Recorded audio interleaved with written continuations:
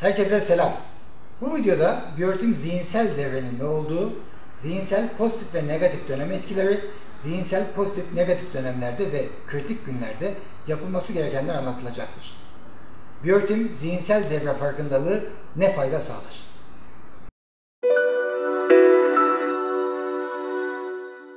Zihinsel devre 33 gün sürmektedir. Bu ritim mantık, idrak etmek, hüküm vermek, zeka ve sağduyu güçleri gibi tüm zihinsel tepkilerimizi kontrol eder. Bu devre diğer devrelere göre en az incelenen devredir. Kritik bir günle başlayan pozitif dönem bu güçleri olumlu yönde canlandırır. Mantal olarak ışıldarsınız. Bu dönemde az meşgul edilen zihin sıkılır. Zihin ne kadar çok kullanılırsa o kadar iyi gelişir. O halde zihinsel pozitif dönemde yapılacak en iyi şey zihni mümkün olduğu kadar tümüyle uyarı halinde tutmaktır. Pozitif zihinsel dönemde istekler destek görebilir. Özellikle insanları etkilemeye çalışıyorsanız, toplantı ve mülakatlarda üstün durumda olursunuz ve tüm potansiyelinizi başarılı bir şekilde sergilersiniz. Konsantrasyon gücünüz en yüksek seviyede olduğundan sınavlar için iyi bir zamandır. Bütçenizi toparlamak ve tasarrufa başlamak bu dönemde daha kolaydır. Yeni bir işe başlayacaksanız bu da en iyi zamandır. Zihinsel devrenin 1. 17. ve 33. günleri kritik günlerdir. Kritik bir günde zihin bulanır. Kendinizi uygun şekilde ifade etmekte güçlük çekersiniz. Karar ve sağduyu gücü zayıflar. Hafıza oyun etmeye başlar.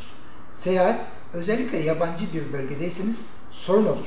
Zira yolları şaşırdıkça şaşırırsınız. Zihinsel ritim içerisindeki kritik günler fiziksel devredekilere nazaran biraz daha uzun süren etkiye meyillidir.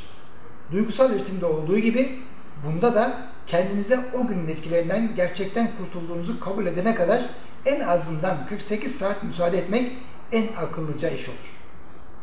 Zihinsel negatif dönemde mantal süreçler yavaşlamıştır. Algılama bulanıktır. Konsantrasyon eksikliği söz konusudur. Ve en basit zihinsel işler bile muazzam çaba gerektirir. Bazen mantal yeteneklerdeki bu iniş ve çıkışlar çok hafif olabilir. Örneğin bir üniversite hocası zihin kaslarını sürekli olarak işlettiğinden zihinsel yetenekleri bakımından çok az farklılık gösterebilir. Zihinsel negatif dönemde bir sporcu konsantrasyonunu tamamen kaybedebilir.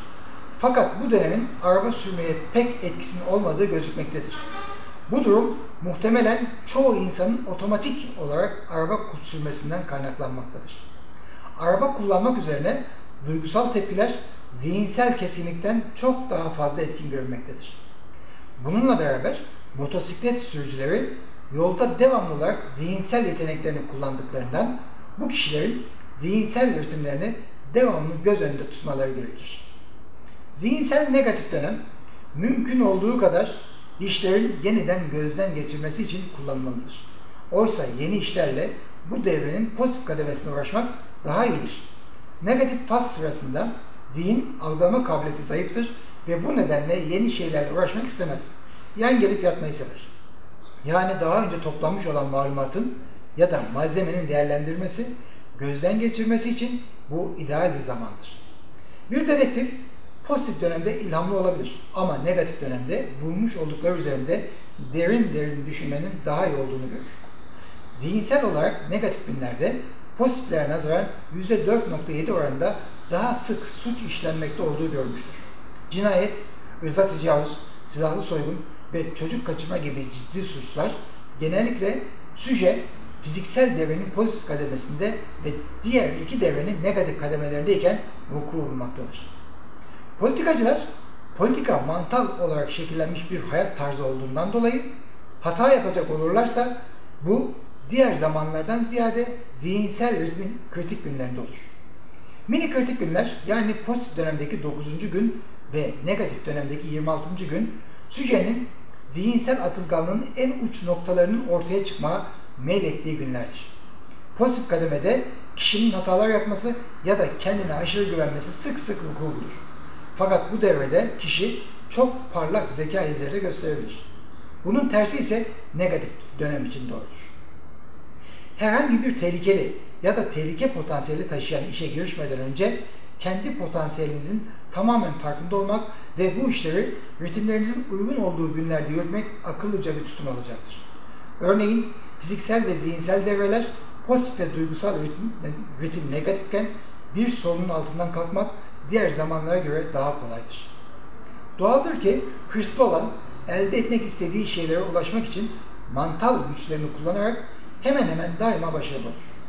Biyoritmlerin akıllıca kullanılması eşit şartlarda aynı şeyler için rekabet edenler arasında sizi başarılı kılacaktır.